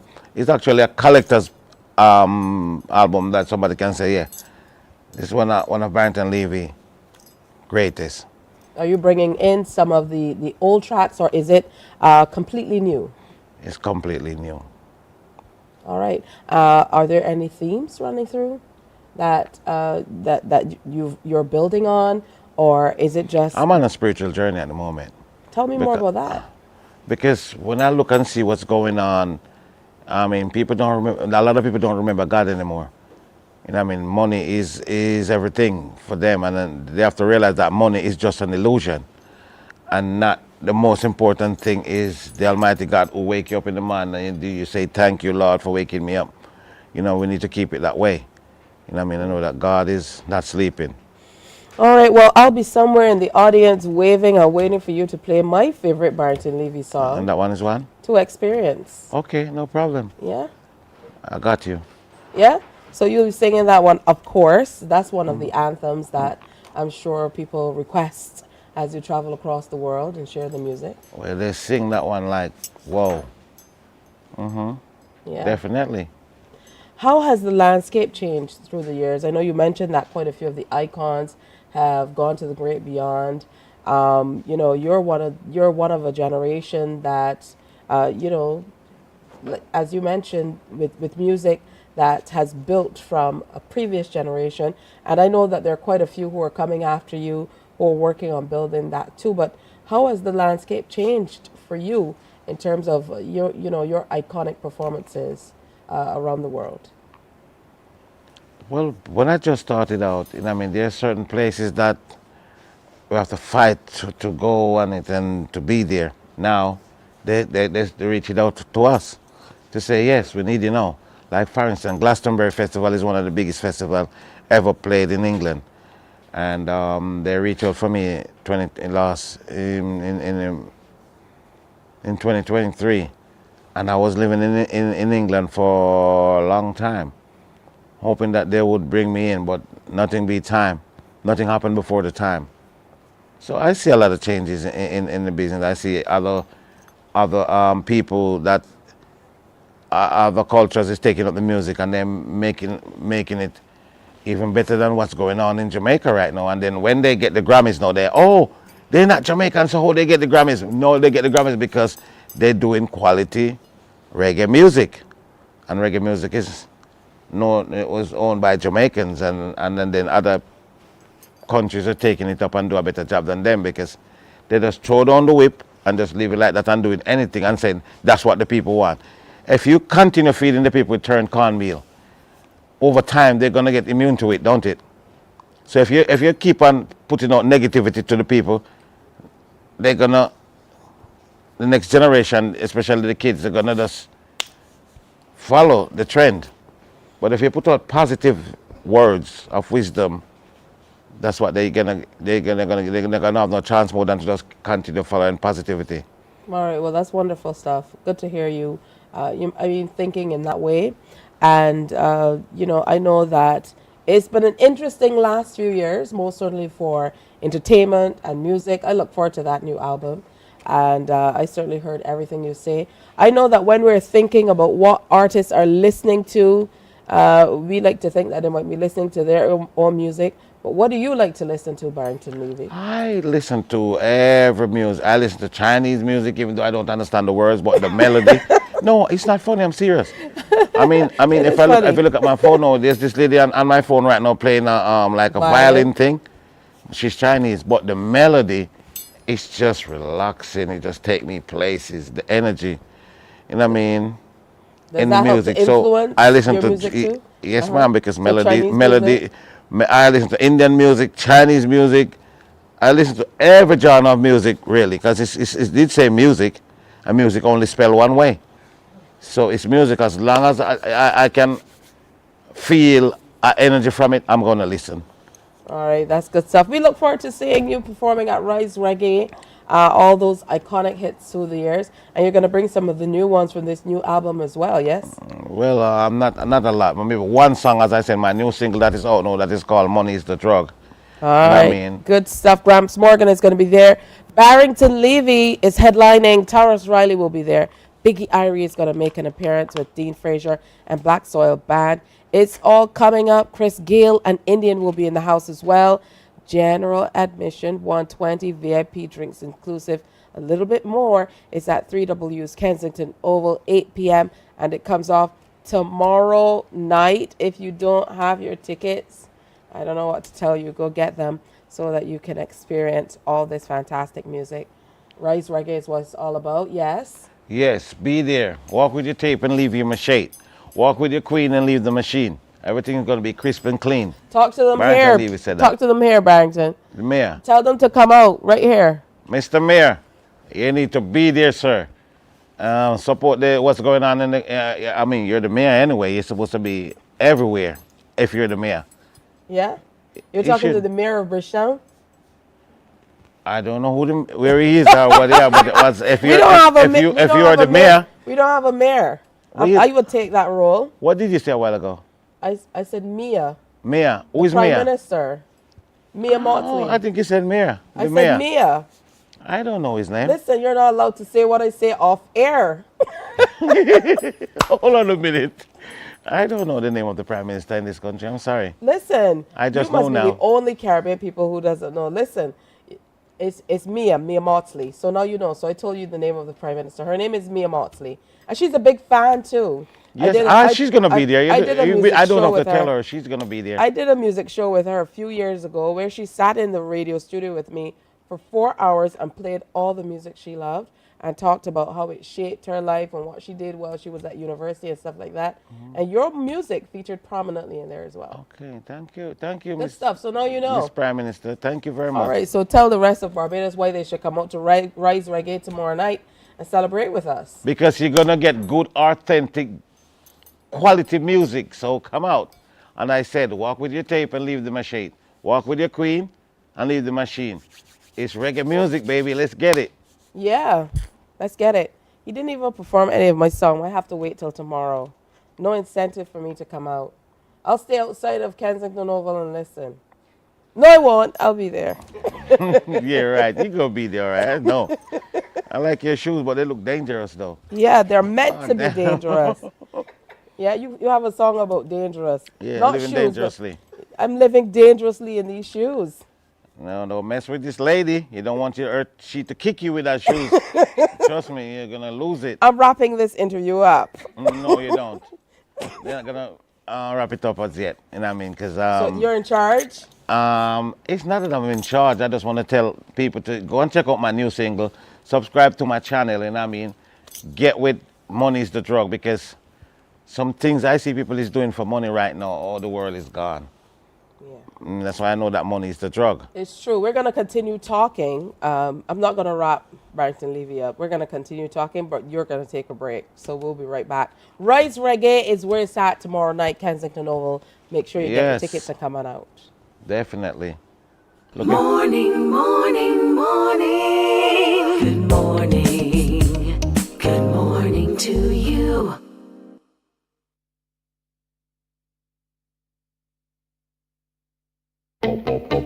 We enjoy a game of dominoes and singing karaoke. I just love cruise.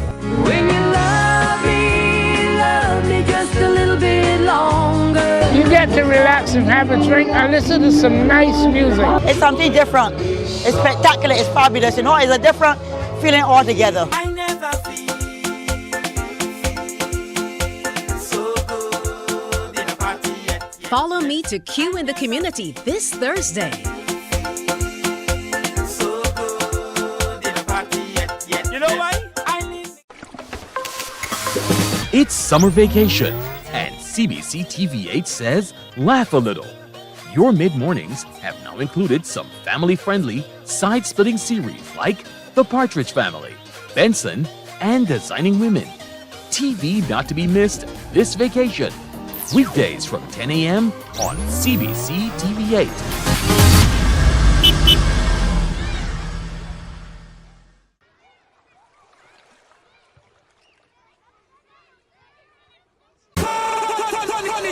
It's Match Day Live from the 246 with host Damian Best. Your all-access pass to the action happening in the BFA Premier League and beyond. Every last Monday of the month on CBC TV8. Kickoff time, 8:30 p.m. with analysis from our panel and highlights of the top performances. You can weigh in on the discussion via WhatsApp on 228-5562. It's Morning, morning, morning. Good morning. Good morning to you. All right, so we're still having fun in the background. That's Barrington Levy laughing at me. All right, but we have the parish ambassadors here with us. And of course, the few representing for Christchurch. Good morning to you. You didn't have to travel too far to come here to CBC. Shaquille Seeley and Janae Nichols. Did I get it right? Zane? Yeah. I was close. And Raphael Marshall, who is a floor member. Good to have all of you with us. Good to be here. All right, I'll start with you, Raphael. Talk to me about how you became involved with the committee. Well, in 2019, I was asked to be on the committee. And then while I was there, I was asked to be the ambassador. And at first I was saying no. But then I became the ambassador in 2019. And since then, I've stuck with the program and the committee, helping them with their various projects over these years. So that's what I've been doing. Oh, that's excellent. What was your experience like as an ambassador? I had an amazing experience with my partner, Samantha, and we did well. We got some prizes in the show, and our project came off well, yes. Oh, that's wonderful. All right, to you, Zane, talk to me about the project that you guys are working on, how you've been able to engage in the Christchurch community. I know it's fairly big, so you guys must have been moving around, but there's lots to do. So our project was focusing on fire prevention and safety, and we also focused on getting the youth in our community to know things about Christchurch's heritage and stuff like that. We went to a church service. We did a roast lamb actually last Sunday, where we got to experience some of Christchurch's culture. It was at Oyston's Bay Garden. So the beach behind Oyston's Yeah. Bay Garden. And there we went on a boat ride. We took fish straight from the sea and roasted it. It was delicious. We had bojo and pickled. We also did a youth meeting. Well, we went to a youth meeting and we spoke to persons at a summer camp. Oh, wonderful. Shaquille, tell me about what your experience with what you guys have been doing and how you've been engaging throughout the communities. Well, for me, it was a fantastic experience. Basically getting to experience the old-time tradition, the roast lamb that we did, and just seeing like everybody helping us out in the community, it's a really good experience. Listen to me, sometimes I forget how young you guys are. Because here's Zane here talking about taking fish straight from the sea and roasting it. I was like, oh yeah, roast fish, you know how that goes. Good stuff, but it's good that you guys are able to experience that. I grew up close to an iconic fishing village in Pile Bay in Black Rock, and that was like a staple.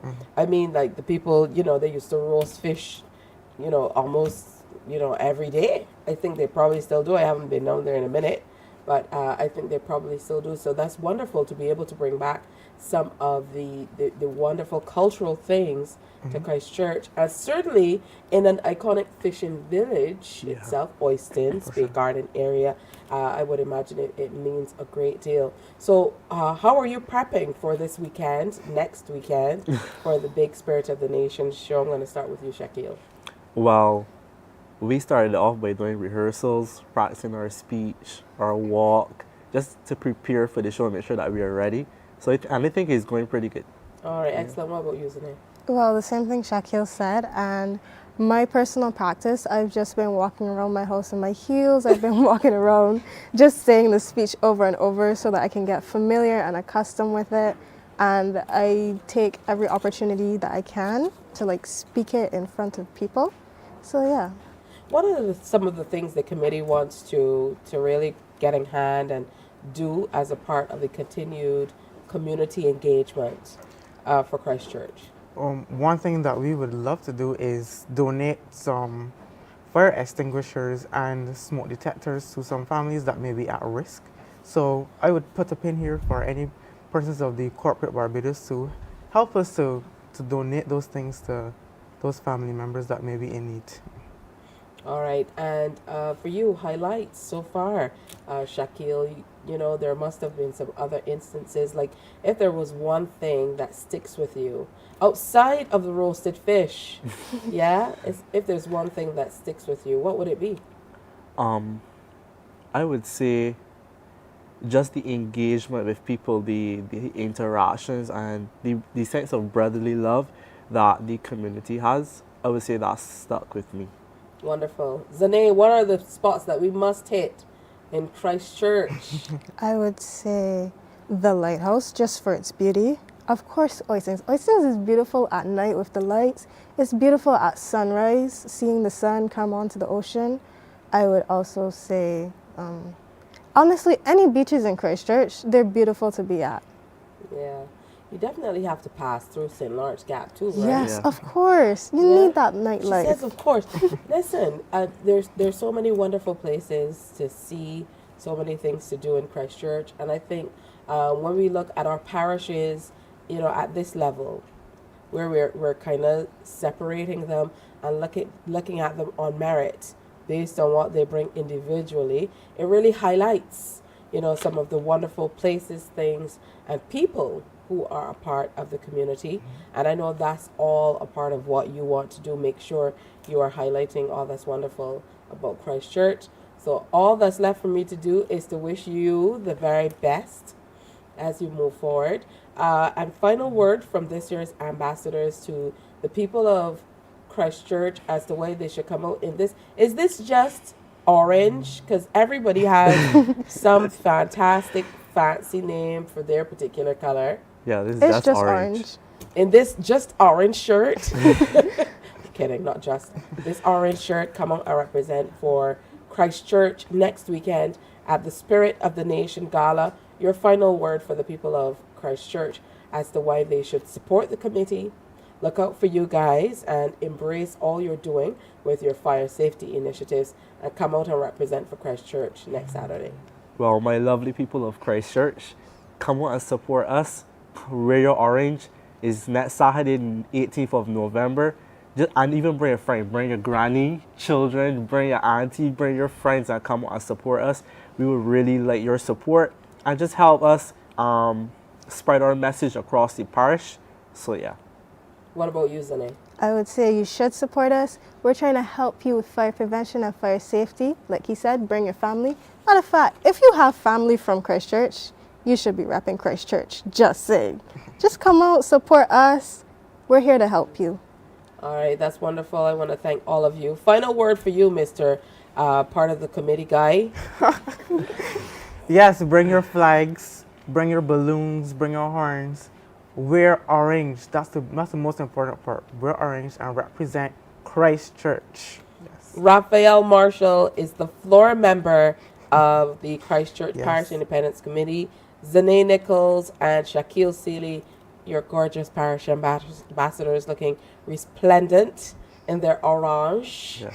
Yes, because Christchurch is so exquisite. Of course. Yeah, so come out in your orange and represent for these guys next weekend at the Spirit of the Nation show. I look forward to seeing you guys on stage.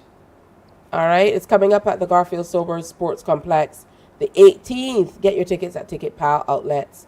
All right, and come out and be a part of the Community Independence Celebrations Secretariat's Gala. Every time I say that, I feel like I need to sing the song. Is it just me, or do you feel like that's just you? Every time I hear it, it feels like Community Independence Celebrations. Come let me celebrate Barbados. And then I don't know if I'm in the Royal St. Lucie to Rock Hall, St. Thomas, something, to Roniville, Christchurch. Community. Listen, you did a really good job at that jingle, people. All right. Now with my career down the drain, thanks for coming. Thank you for having us. Yes, thank you.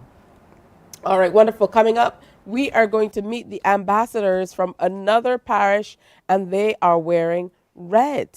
That's next. Stay with us. Morning, morning, morning. Good morning. Good morning to you.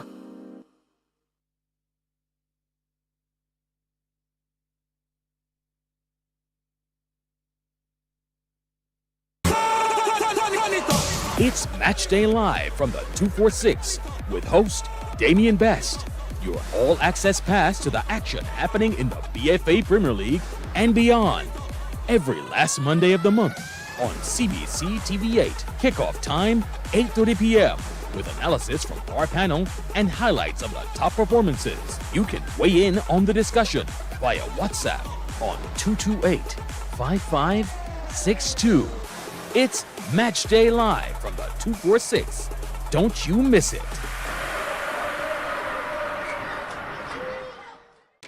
My friend, you don't plan to get it? Oh, Barbados.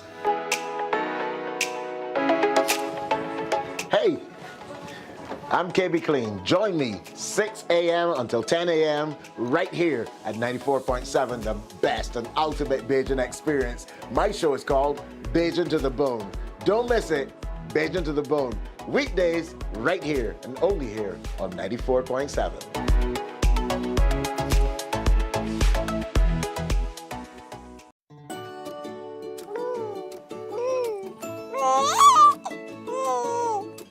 I'm Anne St. John, a consultant pediatrician. When packing healthy lunch boxes, do include a fruit, which includes a banana, apple, orange, or grapes to supply fiber. Aim for low-calorie packaged snacks without the mention of flour or sugar amongst the first 4 ingredients on the back label. 1 in 3 children in Barbados is affected by overweight or obesity. Let us join together as parents and care providers to reduce the further development of this chronic non-communicable disease within our communities. Good morning. Good morning to you. Hey, 16 minutes now before 8 o'clock. I know you were singing along a moment ago. Some of those places in St. Philip, unfortunately, I don't recognize. And I'm going to have to figure that out, what they're singing in the song. It's somewhere in St. Philip in the song that I have to go. I've not been there, but I'll figure that out. I told you there were going to be here and wearing red.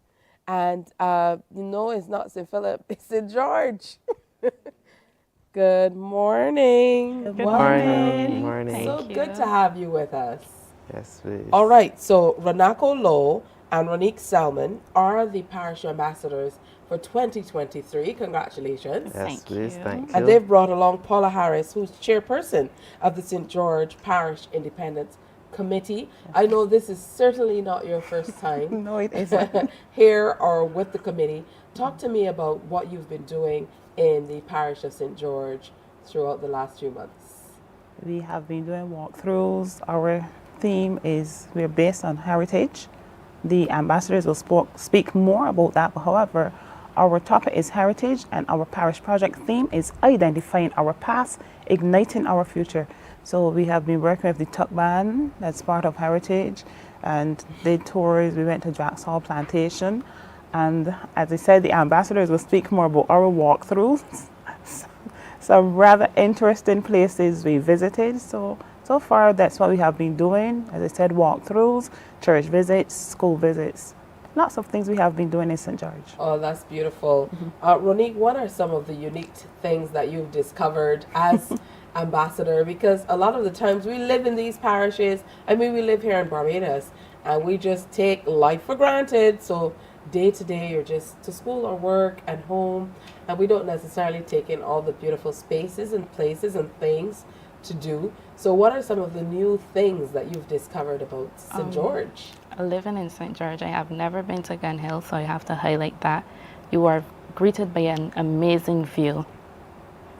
And when you walk in, you have a nice garden which leads you to the signal station, where there's lots of information about what the signal station was used for. And Renako also informed me that back in Draxhall, the first sugarcane was planted in 1642. So that was something that So Renako, you've never been knew teaching about. even your fellow ambassador about what's happening in St. George. Yes, please. What do we call you? Georgians? St. Georgians. Georgians? Yes, please. St. Georgians? Georgians. Georgians. Oh, St. Georgians. She said not St. Georgians, St. Georgians. Get it right, Georgians. Tisha. Yes. Georgians, Tisha. Yeah, put the right emphasis on the correct syllables. Correct. Not Georgians. Georgians. I won't get it. Georgians. Yeah. So what about you, Renako? Tell me, what are some of the interesting places that you've rediscovered or discovered about St. George? Well, as Ronique said, the signal station. This is the first time I actually went and visited the signal station, and at night the view is just amazing. You could see from Hilton to the airport to St. Philip. It's just a nice view. How long have you lived in St. George? All my life. I'm 19 years old How now. about you, Ronnie? All my life as well. And neither of you had ever been to Gun Hill? No, please. We probably visited the Lion, yeah. but actually going up to see the signal view, station. no, we have never. She said we saw that. probably visited the Lion. Yes, well, everybody gets a chance to go and visit the Lion, and then from school to home, as you say, you don't get a chance to stop, and then the Sunday you're tired, so you don't get a chance to Gun Hill. Yes, you can know that you realize that it's so beautiful. You will indeed go. Absolutely. I've enjoyed many events at Gun Hill. These are things that I suppose the committee will be working on bringing back over time. I remember there used to be some wonderful cocktail events, musical evenings and stuff at Gun Hill. It's how we enjoyed it. And another way that we really got to know all of these beautiful places across our beautiful country is we did a lot of school tours. Yes, And definitely. I would imagine that these are kind of out of the window these days. You guys never did a lot of school tours? Yeah. Where'd they take you? Not in St. George, I can They tell you didn't take you that. to St. George? And We which- would pass St. Which George. primary school was this? Allerton Primary. Allerton? Yeah. Allerton didn't take you to Gun Hill? That's what Sorry, the teachers at Allerton. Allerton Primary. Yeah, let's talk about this project where you are taking a focus specifically on heritage, looking at your past, working toward the future. Yes, How's it been going? Well, sometimes, you know, it can be stressful dealing with work and things, but we push through. As our chairperson said, our project is dealing with heritage, and our theme is identifying our past, igniting our future. We visited Draxall Plantation, which, as Ronnie said, first started plantation in the year 1642. Yeah. And it was also a plantation where slaves lived and stuff like that.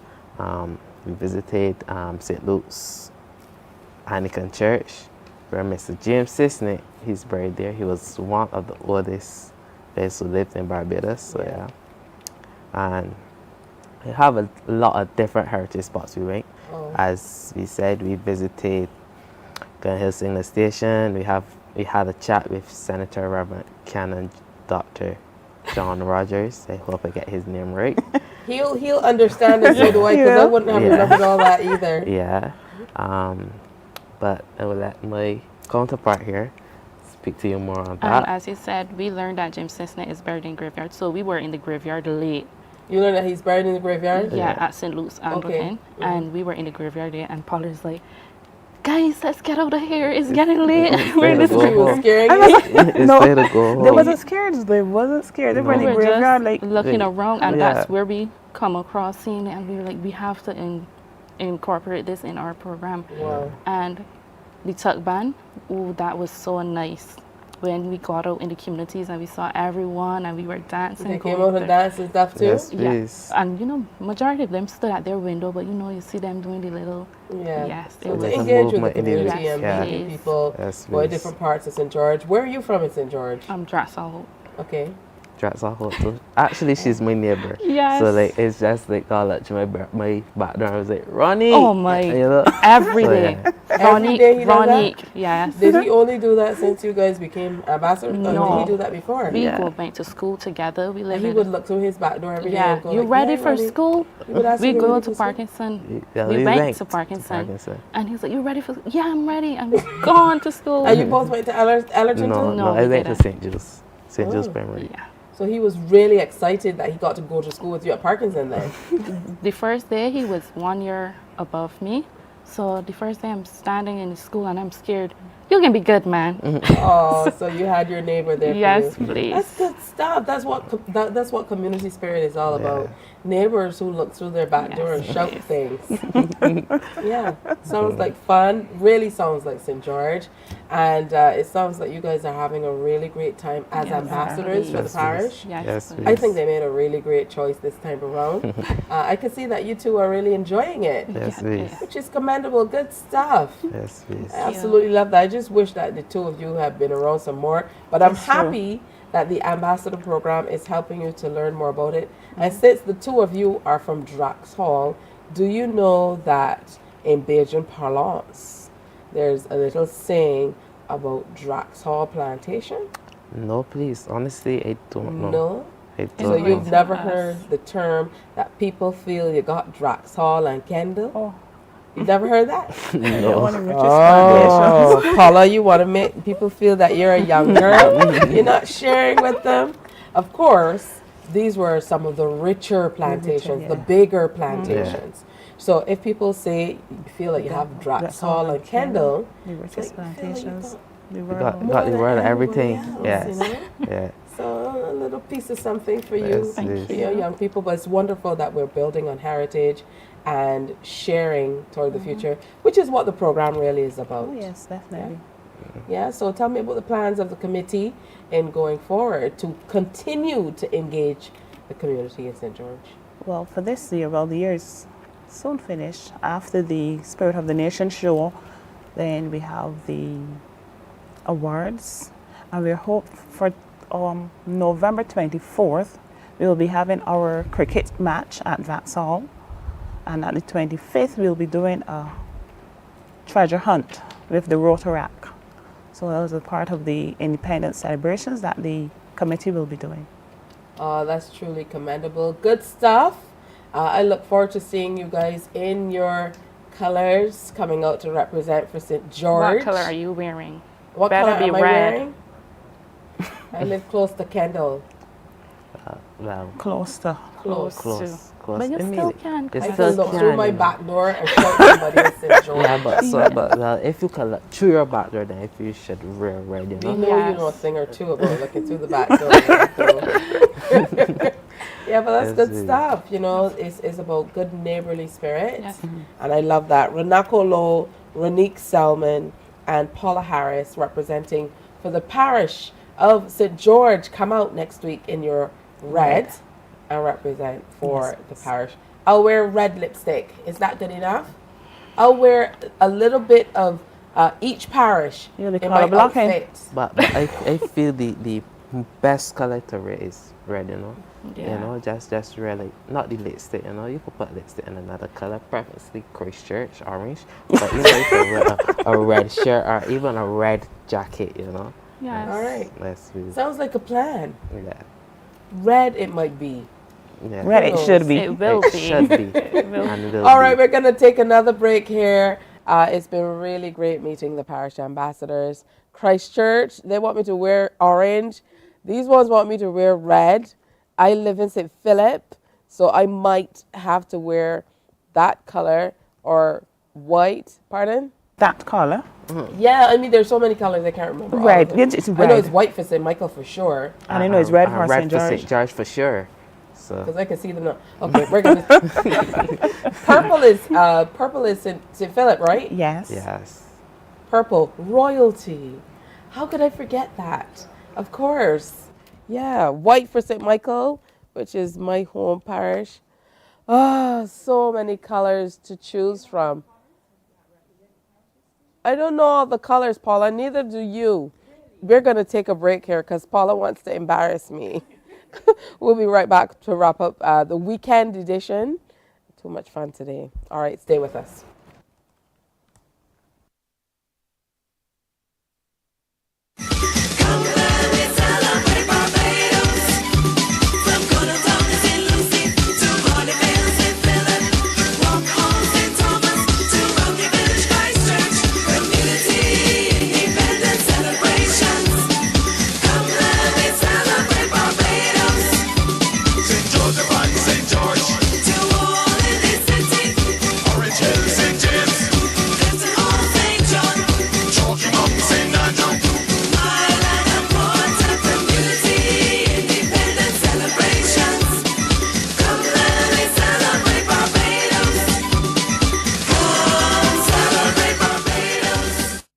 Morning, morning, morning. Good morning. Good morning to you.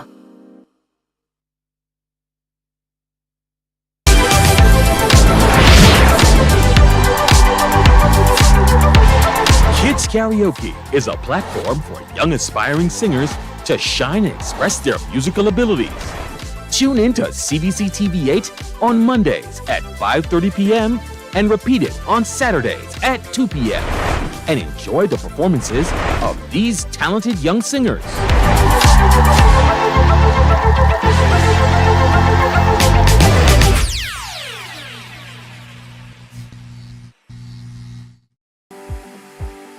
For the past 19 years, QFM has been sharing with you, learning from you, and together building a community for all mature audiences.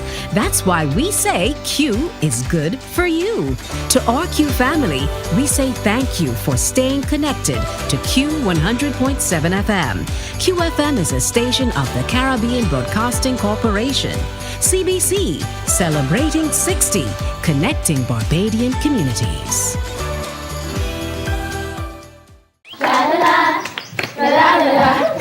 Are you a youth group, 4-H club, school, Cub Scout or Brownie Pack, or any organization or club with children ages 4 to 11 years? If yes is the answer, then we at Fun School, we're looking for you. Let's have fun singing, dancing, listening to amazing stories, doing craft, and so much more. I'm such a kid at heart. But to be part of this fun and exciting new season of Fun School, just simply send an email to Alicia Alves Grant at aagrant@cbc.bb for further details. Fun School is back, and we're looking for you.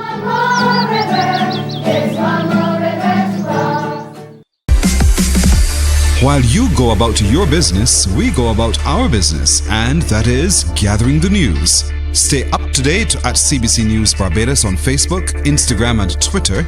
Get news update on radio. Morning, morning, morning. Good morning. Good morning to you. All right, so that's it from us. So your homework for the weekend is to make sure that you know all of the various colors for each parish, and particularly yours. All right, that's today's show. Coming up on Monday, the Lions District team, in alignment with the Lions Club International, their global cause in keeping with the diabetes core area of their district governor, Lion Dr. Carla Goddard, is coordinating or executing a Lions Diabetes Global Village project. And we're going to hear a lot more about that. Mouthful there. But most importantly, we need to remember that's coming up on Monday. We'll meet the final set of parish ambassadors. So the ones from St. Joseph are going to be here, plus the Barbados Photographic Society. They're having a launch of their virtual exhibition on the 15th of November. Remember, lots happening for NIFCA this weekend. There's music in the square tonight. Go visit the exhibition in Queen's Park. And then, of course, on Sunday is performing arts, music at the Frank Cullimore Hall. I want to thank you for sharing with us this week. Do continue to wear your poppies. I'm not wearing mine today, but I absolutely do have my poppy as well. So make sure you pick them up, all for a worthy cause. And we'll see you, God willing, on Monday. So remember to wear your smiles and do something good for someone else, all right? See you back here on Monday. Bye-bye. Have a great weekend. Wake up, wake up, wake up, wake up. Barbados, get up. Good morning, Barbados.